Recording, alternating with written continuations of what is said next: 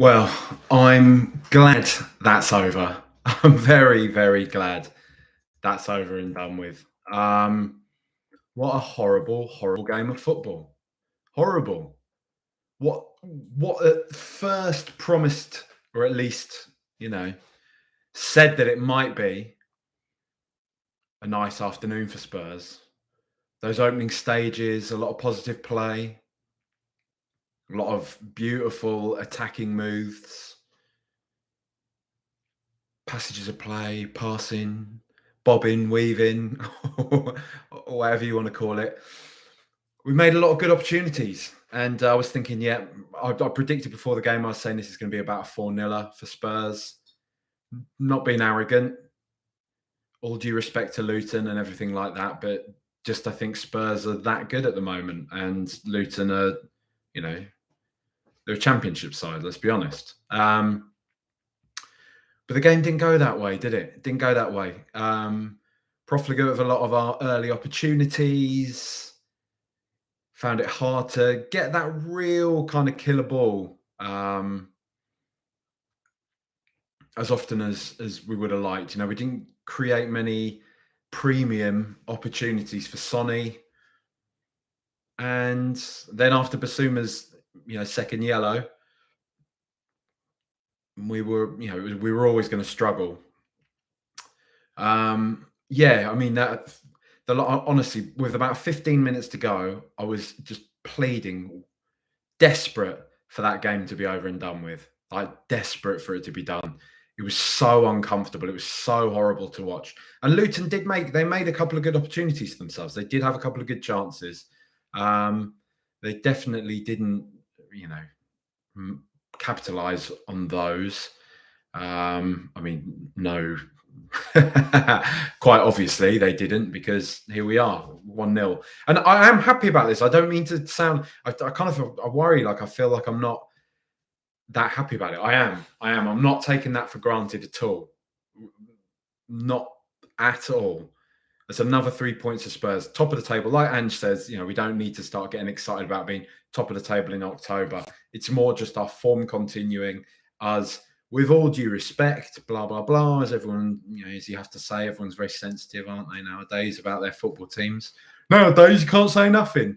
That we're winning the games that we should be winning, right? And that's what you want to see from Spurs. Like the Liverpool game last week was like a lovely bonus, right? Not losing at the Emirates, whatever you can call it, small mentality. I'm talking about from where we were to where we are now as a mark of progression. We're still in that place of like, we're not going to go to the Emirates and expect to win, are we? Like, we're going to go to the Emirates and hope not to lose.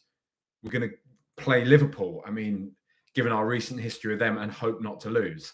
So the fact we come out of those two fixtures with 4 points is great.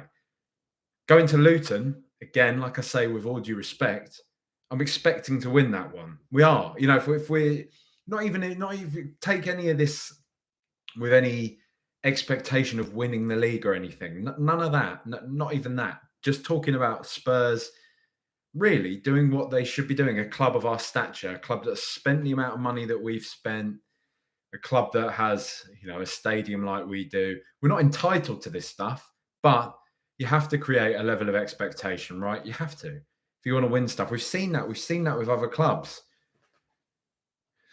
And winning games like today is good. It's a good test. It is a good test. It's very uncomfortable. Don't get me wrong. I don't want to go for a game without Yves Bissouma, or half a game at least without Yves Bissouma. And it will be a game now subsequently. And also, interestingly, Paul O'Keefe pointed out on Twitter that his yellow cards still count. So because it went to a red, he gets a ban separately for the red card, and then he stays at 4 yellow cards. So there may be another suspension coming in his not so distant future. But I don't want to play half a game without Yves Bissouma, especially a game like that. Like we're saying in the previews and stuff, that all the eyes of the nation are on us with a 12:30 kickoff on the Saturday. It's a novelty fixture, for want of a better word. Everybody gets wrapped up in Luton's. When I say novelty, again, I do say with all due respect, and I know it's calling it a novelty fixture isn't very respectful, but like my point to that is it's not calling Luton so much on my feelings on them being a novelty. It's the fact that everybody's like, oh, look at Kenilworth Road. Oh, they've come up however many divisions in however many years, and they've spent 50p to get here. And do you know what I mean? Like, that's what I'm talking about, the novelty. There's this, mythology around the club, that, as was being pointed out on Twitter as well. Like, come on, have a they're a Premier League club at the end of the day. Talk about all this plucky and this and that, and whatever, like, they're a Premier League club, and let's just stop going on about this like it's an FA Cup kind of quarter final or something like that. But with all of that in mind, with everything, with all of the eyes of this upon us, with Spurs being firmly in the spotlight, not only because it's a 12:30, but also because this is the game following that Liverpool match. We've had all the VAR controversy during the week. The fact that we've gone down to 10 men and been in a pretty hostile environment. Again, I think TNT Sports, BT Sports, whatever you want to call them, were kind of begging that a bit. They were making out like, like Luton's ground was like one of these South American grounds or something like that. It was whatever. It was an old-fashioned box ground, and people were a bit, you're only there to watch the Tottenham now. But they were excited to see their club play against Spurs. I think probably hoping to be that we would be the big club. I can imagine, right? If you're a club the size of Luton, let's be honest. We can be less sensitive about this stuff as Spurs fans. If you're a club the size of Luton and you're yet to win at home, you would be thinking, based on like previous what Spurs are, this will be the big game. Spurs will be good for us to get our win, because you know what they're like, bottle ham and all that type of stuff. And I think you would, like, if you were a supporter of a club like Luton, you would be thinking today, this is the one we can get. I reckon this, or maybe United, maybe Chelsea. Like, we're not as wobbly as either of those two this season, but I'm talking about historically speaking.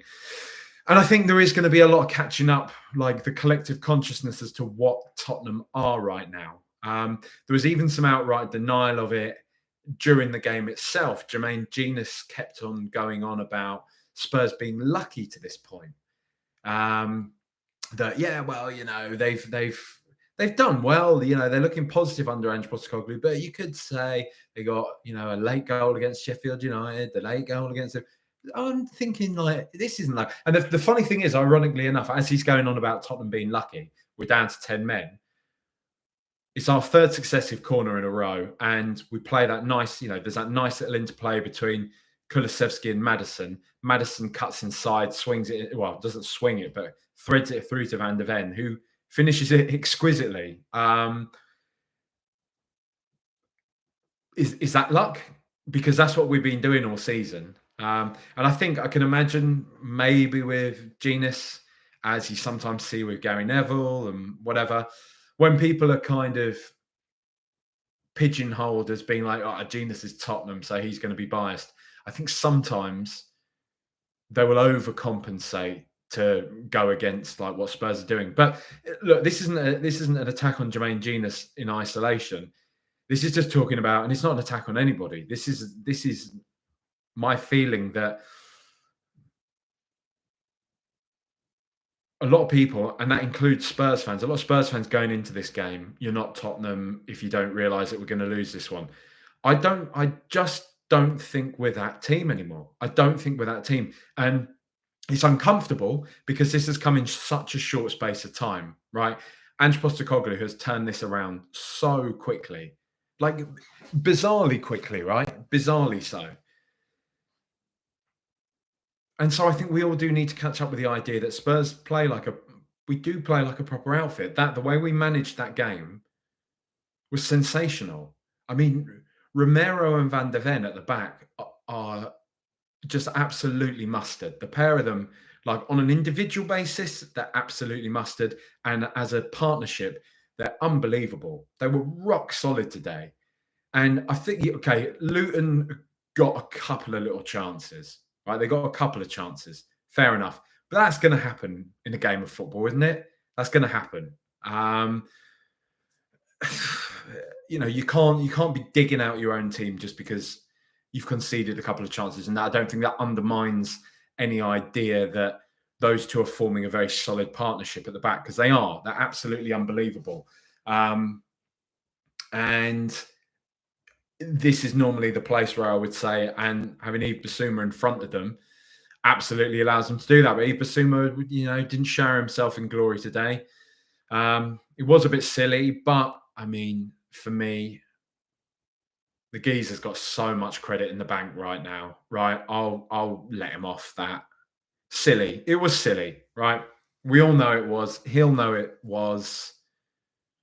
Let's move on from it. Like, the guy's been unbelievable this season for us so far. So, he's allowed to mess up every now and again, I feel. Anyway, let's just hope he's gotten that out of his system now. But today, I mean, the second half in particular, Pape Matar was unbelievable. And just having a proper functioning midfield, as well as actually just on an individual basis having good defenders, just makes Spurs so much more solid. It makes Spurs so much more solid. If I was more of a tactical, I mean, people, I'm sure plenty of you know you don't watch me or listen to me for an in-depth tactical analysis, right? I feel like I have as much knowledge on that as everybody else, really, that type of thing. And I couldn't tell you exactly why Spurs are, other than the fact we've got new personnel, why Spurs are so much more solid defensively this season. That was always the worry going into this year. It was always the worry that with Ange Postecoglou's system, we were going to concede a lot of opportunities and hopefully score more than the opposition score against us. It was kind of billed as that. But not only are we this really smart, really exciting attacking team, we're defensively brilliant. Like, we're so solid. We're so solid. I was thinking about this, like, even the North London derby away at the Emirates, they didn't really bother us that much, There's no goal and a penalty. And this is Arsenal, apparently one of the best attacking teams in Europe, maybe, one might say. But they didn't really bother us that much. Liverpool, look, one of these things, I was saying it in the preview, and one of the things I want to revisit, preview available on Patreon, patreon.com/RTRpod. One of the things I was saying about this is I've hated this week how the narrative has kind of snuck into, okay, poor Liverpool, understandably, they have every right to be frustrated about the VAR decision, blah, blah, blah. But then how the narrative kind of got turned into, and, Liverpool at that point were all over Spurs. They were dominating them. They were destroying. No, they weren't. No, they weren't at all. They had a perfectly legitimate goal ruled out after about 20 minutes, right? But people talk like it was a 96th minute winner that got ruled out. And people talk about like Liverpool was strolling to victory at that point. They weren't at all. We dealt with them pretty comfortably during that game for the majority of the match. And I think that's a kind of a recurring theme with Spurs at the moment. I mean, Christ forbid if we get an injury to either of those two, to either of the big lads, to Romero or Van der Ven. I don't really want to live in a world where that happens this season. So let's just not manifest that, because that's how it works, right? But Spurs are brilliant defensively. Spurs are brilliant defensively. And I think today proved that. 10 men most of the game, hostile atmosphere, TNT Sports seemingly trying to suck the ball into the goal for Luton, trying to will it in. And Fletch, he reuses so many of his commentary lines now.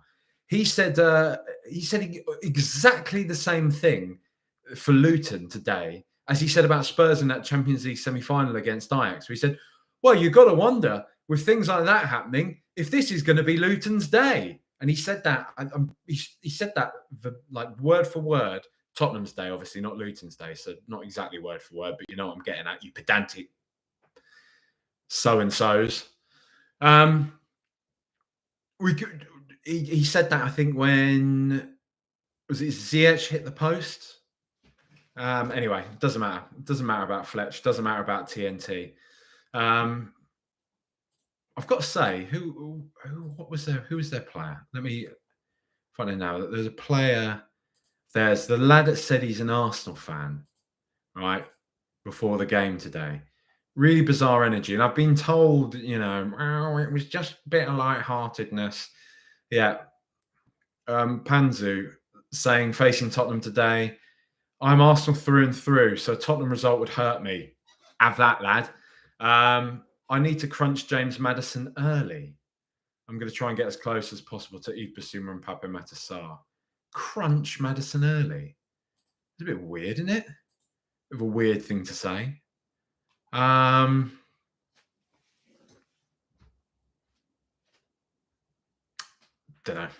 know. Whatever. It happens. People say stuff.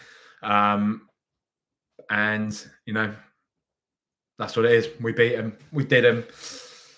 They wanted Luton to win. TNT obviously wanted Luton to win, but they didn't. They didn't. And here we are, another 3 points. Spurs winning the games that they should. They ought. Let's say, should we ought to be winning? Is there a difference between ought and should? Is ought just an archaic British way of saying should? I think it maybe is, right? But Spurs should be beating. Come on, let's be honest. All this respect where it's due. Come on, grow up. Spurs should be beating Luton, right? We've done that. Another 3 points, top of the table for now. It's good. It's good. Squad depth is worrying, or lack thereof, right? We can worry about that, but we don't have Europe this year. It's just good. It's just good to keep winning. The only problem with Spurs continuing to win, right? The only problem, and I know this is whatever, it could be worse, right?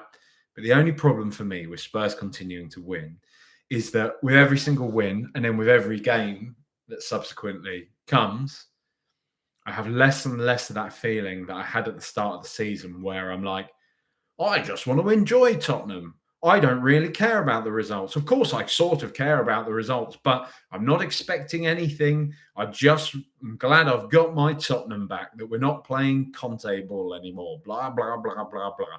All the stuff I was saying 4 or 5 weeks ago. Now, I'm back in that place. I'm just being honest, just being brutally honest.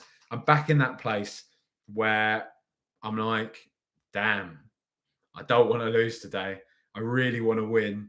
I really hope the teams around us don't do what I mean. It's funny this week we got Arsenal against City, which, I know people can say, oh, well, a draw's a good result. I just want to see Arsenal get done. Like, come on, City, just beat Arsenal. I don't care. At this point in the season, being top of the table, it doesn't matter. Let's just not have that pressure on us.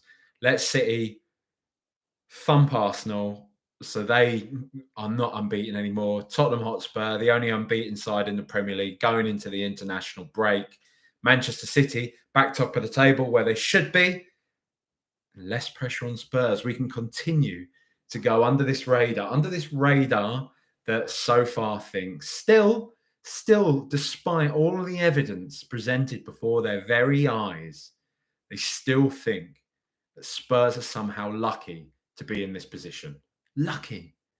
Not a chance. Not a chicken's chance. Should we do the players? Yeah, let's do the players. So, Vicario. I mean, he's made that one save, the one-handed save. I think, do you know what the thing about Vicario is? The thing that is amazing about him is that we're seeing a keeper now. I was speaking last week about it's nice having a massive keeper. It's a keeper that can claim the ball in the air a bit more confidently than Lloris ever could. more imposing frame within the goal, but he can still get down quick. He's still got the agility of somebody like Lloris. Maybe not quite the agility of Lloris, but not far off. I mean, I'm talking because Lloris was cat-like at his very best.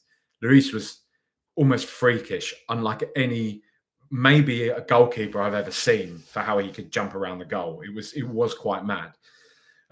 So it's no disservice to Vicario whatsoever when I say that maybe he's not quite as agile as Lloris, but for a massive guy, he's very, very agile.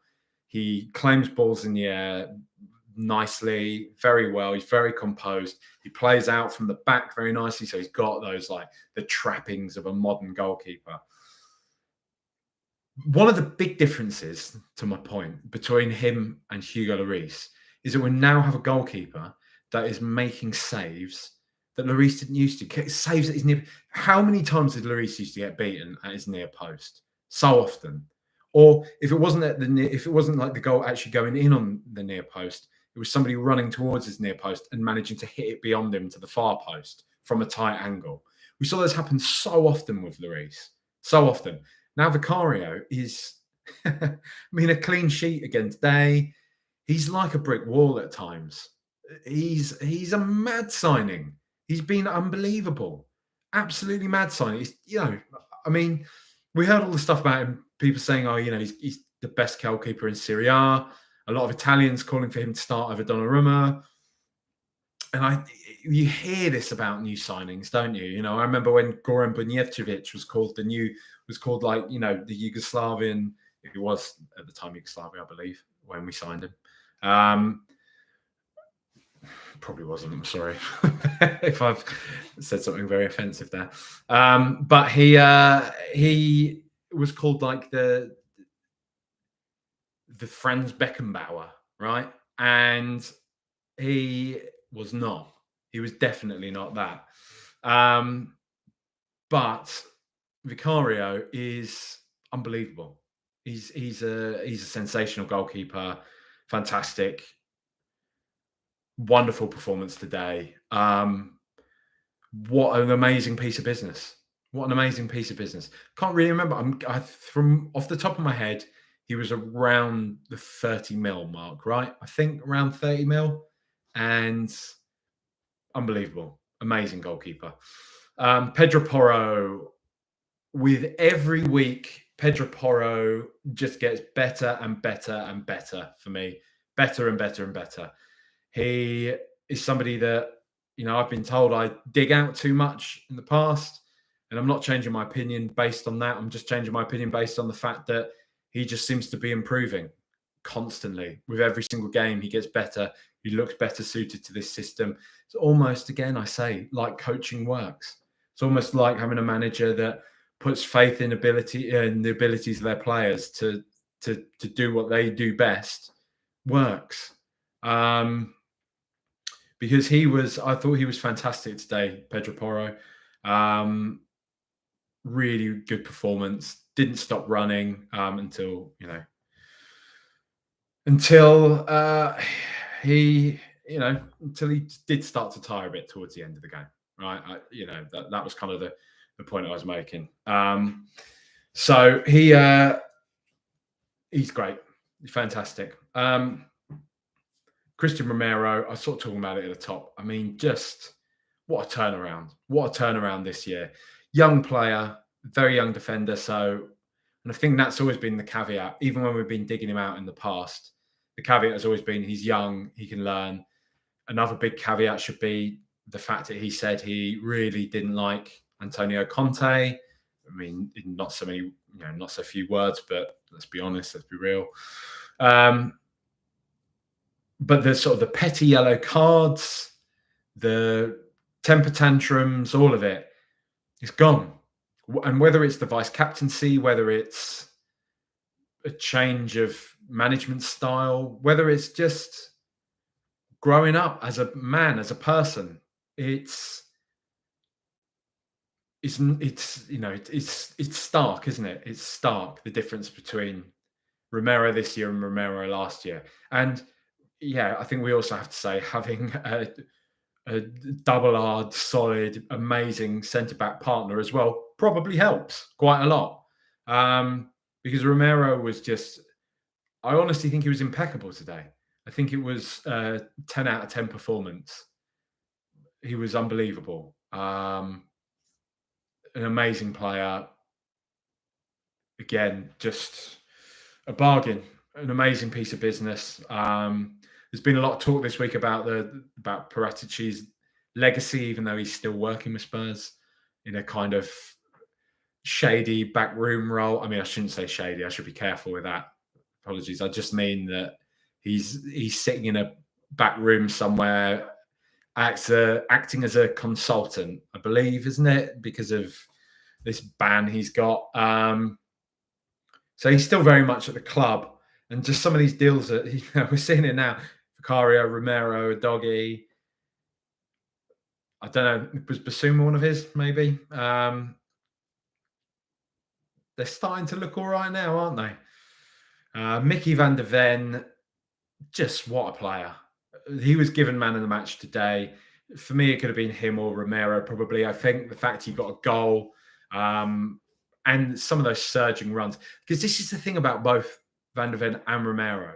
They're both fantastic defenders, but they're just such good footballers. The technical ability on both of them, those driving runs that they both go on, they're amazing. They're amazing. The way Van der Ven just knows when he can see the space open up in front of him, and he knows that he can put pressure on the opposition from his starting position as a defender is such an asset to the team. And he's a seriously special player. Like, I have no idea how good Tapsoba must be because the overwhelming opinion was that Tapsoba is miles better than Van der Ven. And things change, it depends what type of environment players move into. Players are inspired in different ways by different managers, different coaching systems, different environments. We all are. We all just have a feeling about a place, right? So my point is, it's not to say that Tapsoba would have come here and been instantly better. Maybe just where they were respectively previously, Tapsoba's still there, just suited him better. But what we're seeing with Van der Ven at Tottenham, at least, and that's all that really matters to us, right, is a composed, beyond his years, technically brilliant, quick, strong defender who is, honestly, unlike, I think, anything I've ever seen in the Premier League. Just in terms of his size, his agility, I guess he's just his plethora of skills. He's a wonderful player, and it's going to be very exciting to see him, hopefully, touch wood, as you'd imagine, continue to improve as he gets older. He's, I think he's a really, really special talent. Was given man of the match today on TNT, and I don't think you disagree with that, would you? I mean, brilliant, wonderful player. Destiny Doggy, another. I mean, again, for me, another quietly brilliant match for him. I think he's just such a sensational footballer. It's so normalised for him to be as good as he is and to be 20 years old. You almost don't worry about it. You don't worry about him. You don't worry about him in pretty much any situation, whether it's one-on-one, offensively or defensively. We've seen him handle Saka. We've seen him handle Salah.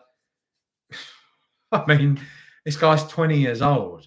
He's 20 years old. He's a sensation. And people aren't really going on about him as much at the moment because I think it's just become normalized just how good he is. And that's what happens. That's just human nature. We don't need to beat ourselves up about that. People are always quick to have these big takes like, oh, people are so quick to forget. People are so, we all do that. It's just what happens.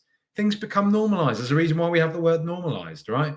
And yes, we can all push ourselves to appreciate things as best we can every single day, but life doesn't always work that way, does it? So I get it. I get why, people aren't waxing lyrical about Destiny Doggy. I'm just surprised by how, and again, happy for Spurs to continue to go under the radar, but I'm just surprised how little focus has been on him from people outside of Spurs. I see barely any other opposition fans talk about how good he is. It's mad to me. I guess it's taken a lot of time for people to even be talking about how good a Stupian is at Brighton, and they've been raving about him for ages. So might be just one of these things that takes a bit of time to catch up. You forget when you're kind of like embedded in your club that other people aren't really as kind of focused on all the nuances of it, and people saying, "Oh, Tottenham have got this 20-year-old amazing left back," probably isn't high on everybody else's agendas. I think there's players like Son and Maddison and stuff that take most of the plaudits from the neutrals and the outsiders, right? And it's only, I guess, probably when people start to pay more and more attention to Spurs in big games towards the tail end of the season, if we're still in the conversation there, that's when I suppose that's the time when you need players like Udogie to really, really shine. And that's when the neutrals, the people outside of Spurs, will continue to rate him. I mean, not continue to rate him, to begin to rate him. Pape Matasar. I do stream these live on YouTube now, and I've had a comment from somebody called Ash who says, "Hello, Sarr is overrated," and I don't really agree with you at all, Ash, at all. I mean, again, we're talking about a very young player who has,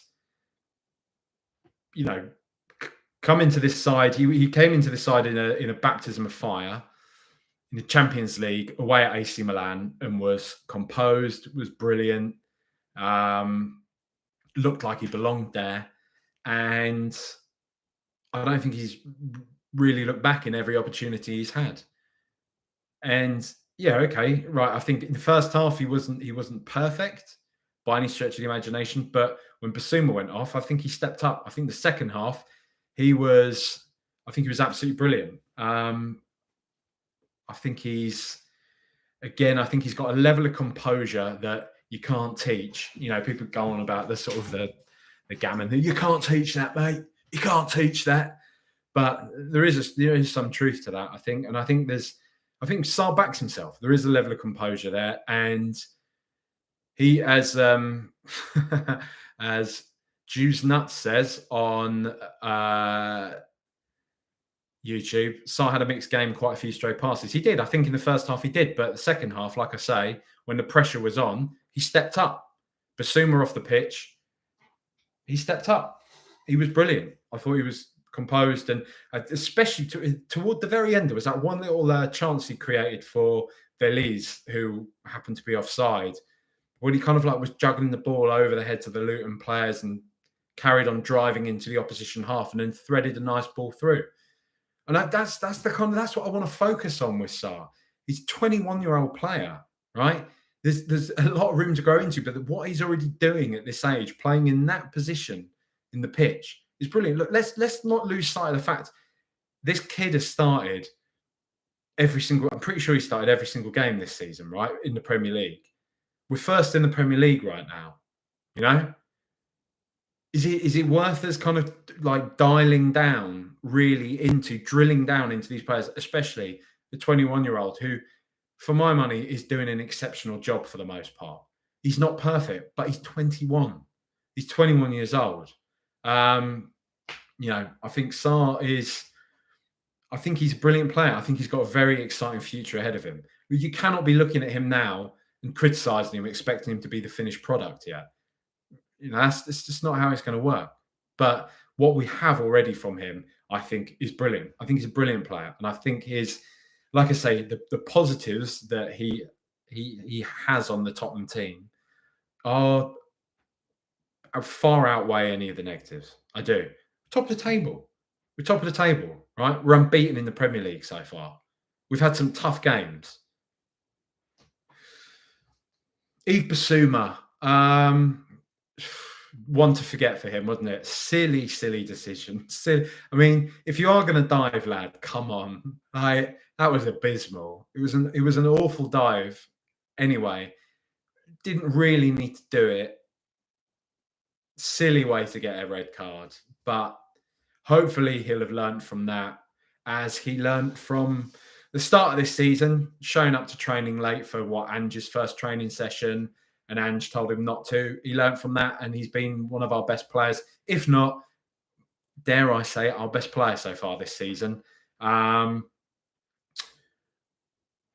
I was annoyed with him, but like I say, I think he's got plenty of credit in the bank. I think the guy's unbelievable. He'll learn from that, and could have let us down. But look, it's not what I'm saying at the time, so I'm not revising history when I say this. But in retrospect, us coming away from that with a 1-0 win, we can look back on that and say that's a good test for the team, and they came through that. They're starting to show people that and show themselves. I don't care about showing other people stuff. I don't know why you default to that. Again, that's one of those like human things that you do. You default back to, well, we'll show everyone else something. The most important thing is we show ourselves that we can come through games like that and still win and still, do you know what I mean? Shut the opposition team out. Yes, there's an amount of, as I've seen Twitter call it, Luton tax to this, that we are playing against Luton, so we do need to be mindful of that. But look, what way is the narrative going to go? In one half, it's Kenilworth Road's a tough place to go. They're this plucky attacking team, blah, blah, blah. It's all a fairy tale. Then on the flip side, when we do beat them, it's only Luton. I mean, what way are we taking it? So, yeah, silly from Basuma, annoying. I mean, it was really annoying. But look, we've come through it. Hopefully he learns from it. I do think he, has a bit of a head on his shoulders. People seem to talk about him like he is one of the leaders there in the dressing room and everything. So let's just draw a line under it and get on with it. Dejan Kulusevski, I think he was fantastic today. I really do think he was fantastic. I think he was a constant threat for them. But the main part for me, where I do feel that he was fantastic, we're talking about the end of the game when he's basically playing as our sole attacking player, and it didn't stop him from driving into the opposition half. Didn't stop him from keeping the ball, keeping possession in their half, waiting for anybody to come forwards, or at least just keeping the ball away from our half, keeping the ball away from danger. He did it perfectly. He just held it up so superbly, so often, time and time again, just tireless. I totally believe the stats that, I mean, I don't know if it's still the case, but a couple of weeks ago, saying that he was the player that worked the hardest in the Premier League. I think he covered the most kilometres. Totally believe that. Totally believe that. He was brilliant today. He's part of the reason why we've left there with all 3 points. I really believe that. So, I criticised him slightly last week against Liverpool, feeling that some of what he was doing was falling into the predictable category. But, it's tough in a game against a team like Liverpool, right? Whereas today, he shone, and he himself is a young player, and I think he continues to improve as he gets used to this system, gets used to his function within this team. Hopefully, we will be seeing the very best of him in the not so distant future. I am still interested to see whether or not he could play centrally. He could play in Maddison's role in this system. Some people say that wouldn't work, never happen, but I'm not so sure about that. I'm not saying I'd rather have him there than Maddison. Not for a second. Don't misconstrue that. I'm just saying if Maddison picks up a knock or something, I would be interested to see Kulusevski playing that role. But at the moment, we haven't got any wingers anyway. So I don't think we need to be losing another one for a central position. Let's hope nothing happens to James Maddison, because we need to talk about him again today. Another, I think, a very, very strong showing from him. It didn't help him. I think he was one of the players most affected by Basuma being off the pitch, being sent off. I think they have a decent kind of synergy between them. I think they play together very well. Maddison was I noticed he was sort of getting back, having to do a bit more defending when we had 10 men in the second half. So we didn't really get to see the best of him. But in that first half, he was just putting chances on plate for everybody. I mean, namely for Richarlison, who squandered them. But he's a lovely player. He had that one chance where the ball sort of came to him in the box. He opened up his body nicely and he skied it. And he was annoyed with himself. He was really frustrated with himself. You could see it. And I was frustrated with him as well, just because you'd expect to see a player of Maddison's quality put that away, 9 times out of 10.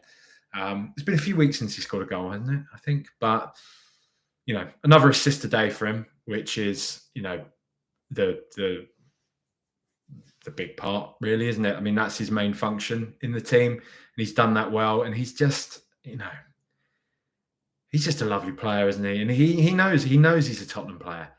I feel like he's a Tottenham player. Everybody feels like he's a Tottenham player. Like he said, I could just see myself in that shirt in that stadium, and totally get it. I mean, I hope he didn't mean this shirt, because I still think it's a war crime. Honestly, this putty, pate, whatever you want to call it, coloured kit, horrible. But Maddison, fantastic today.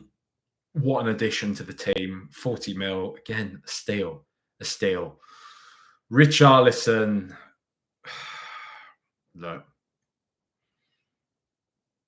I don't know.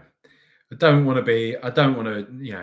be unduly harsh to the lad, but I am sort of getting to the point where I feel like, as soon as Johnson's fit again, I don't think Richarlison deserves a place in the team right now. I mean, we've heard he's struggling off the pitch and everything, so we do need to be mindful of that in our criticism. But if I keep this to what I'm seeing on the pitch with him, it's just not good enough. It's as simple as that. We all want Richarlison to do better, not only because it was good for Spurs, but because many of us really feel that he's a really good guy. He's got good energy. We hear of the amazing things that he does for people in Brazil and everything. He's a good guy. But when we're talking about Spurs getting 3 points, when we're talking about Spurs, winning this game in a much more comfortable fashion, the gaze has to turn to Richarlison in this game and in previous games, and just realise that he's just not doing it right. And whether this is the thing on this is I'm torn on whether or not Richarlison is in a bad run of form or stepping up to this level. Really, he's just not quite good enough. And I don't know. People will throw back at you, Brazil's number 9, but I mean, let's even be real on that one. I'm sorry to any Brazilian listeners, but Brazil aren't exactly amazing nowadays, right? It's not like they're winning World Cups, winning Copa Americas. You could say, and this might be some of my Argentinian heritage shown, but you could say that they themselves are a second-tier international team now as well. And with Tottenham's aspirations being that we need players who are clinical if we want to be competing at the top end, to finish in the top 4, even in the top 5 of the Premier League now, right? Top 4 or the top 5 of the Premier League, you need to be elite. You have to be elite. And Richarlison's good. He's shown he's very good at a team like Everton. He's driven them across the line. I'm starting to question now whether or not he's elite, whether he's at that level, because Sonny finishes those 2 chances he that dropped him today. And like I say, it's only right and it's only fair that we have an understanding of personal circumstances. We have an understanding of the fact that players, sometimes just go through a bad patch, right? Regardless of anything else that's going on in their lives. And the Conte era is kind of a bit of a curveball. It does kind of stop this being as definitive a point as I want it to be. But it does feel that it's been over a year now. It's a year and a half of us saying, let's just have faith in Richarlison. He can come good. He can come good. He's got a lot of ability. He can come good. Because we've done this before, man. I think I just have this fatigue over the past few years Lo Celso, who may come back and be good. He's still not left the conversation, has he? But Lo Celso and Ndombele. Examples leave my mind now. Soldado before that. Blah blah blah blah blah. We've had like players down the years that we're always like, they'll come good. Let's just give them a chance. Maybe I've just got a level of fatigue with that, but I would say for the first time, really, and I mean like really firmly, because I've always been somebody that has rooted for him. Listen to these pods like last year. I've really rooted for Richarlison. I've seen a lot to like about him. I am just now starting to question whether or not he's actually elite and whether or not he's good enough. Cheeky little bid in Jan for Victor Osimhen. Go on, you Spurs. Heung-min Son, not his best day today, actually. Not Sonny's best day. I think in part we didn't create him many premium opportunities. And I think Luton weren't that dogged in defence. I think they could have been got at. I think defensively, Luton were actually quite poor. I saw Phil, mate of the show, saying at halftime, he said, I don't know how much or not this is having an impact, but we are playing into the sun in that first half. As in like the sun in the sky, not into the Heung-min Son. And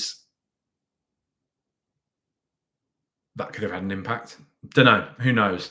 And again, I guess that extends to Richarlison as well, in the interest of fairness.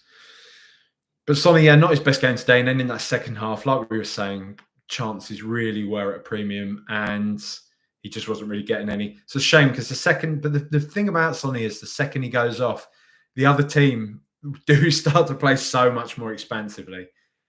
Luton took off one of their defenders and brought on another midfielder, another attacking midfielder, pretty much as soon as Sonny went off. And that's just, that's the aura he has. When we talk about elite players, he is a truly elite player. And I mean, any Spurs fan knows that. I'm not telling you anything new there. But not his best game today. I do Skip and Højbjerg together. I thought they were both pretty decent. I thought they both did a solid job. Højbjerg in particular, for as much as I dig him out, I think he stepped into a tough position and did an all right job. I think there were a couple of misplaced passes from him, but for the most part, I think he marshaled the midfield pretty well. He allowed, his endeavour allowed Sarr to continue to play football a bit. Højbjerg I thought was good today, decent. And Skippy as well, I think when he came on was just resolute, added a bit of needed energy into the team at the end there, just keeping drive. It felt like Skip's remit was much like it was with Kulusevski, continue to drive the ball into the Luton half and just retain possession. Beg your pardon. Emerson Royale, decent enough when he came on, I thought. Fine. Ben Davies it wasn't really enough time to see whether or not Ben Davies had much going on. Veliz, he was bright. It was a bright spark. He's a kid though, isn't he? I think we're throwing him in early because of injuries and what have you. I don't think we'd be seeing him this soon. Or not for that. So, don't need to make any rash judgments about him yet. But, he was sort of running channels quite nicely, I thought. Getting into space, always looking. One thing I will say about him is he was always looking to get on the ball. He wasn't shying away from it at all. He looks eager. He looks keen to get the ball and seems like he's desperate to get a goal for Spurs. And, that's what you got to be happy for your strikers to be doing, don't you? That is about it. That is about it for today. Spurs going into the international break with another 3 points, still unbeaten. What a start to the season. Thanks everybody for listening. If you do enjoy the pod, please do share, like, subscribe. I stream these live on Twitter on Twitter. Fucking hell, I'm turning into my dad, aren't I? I'll stream these on eBay.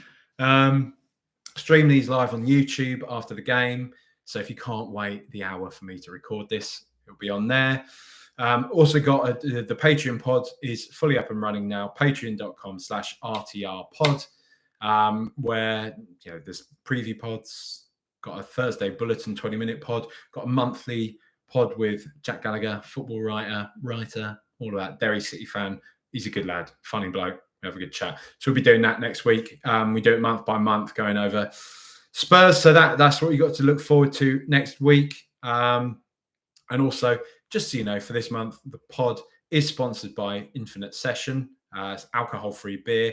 If you do like kind of your craft beers, either you're not drinking for whatever reason, for health benefits, or if you just wanting to keep sharp, try Infinite Session, infinitesession.com, and you can get 20% off this month with the offer code RTR20 at the checkout. So check them out. It's a beer. It's an alcohol-free option that I was actually drinking before I ever spoke to Chris, who I had on the pod this week. So I do personally vouch for it. I'm a big fan of it. Love it. So get involved. Anyway, come on, you Spurs, at the Spurs. Whee!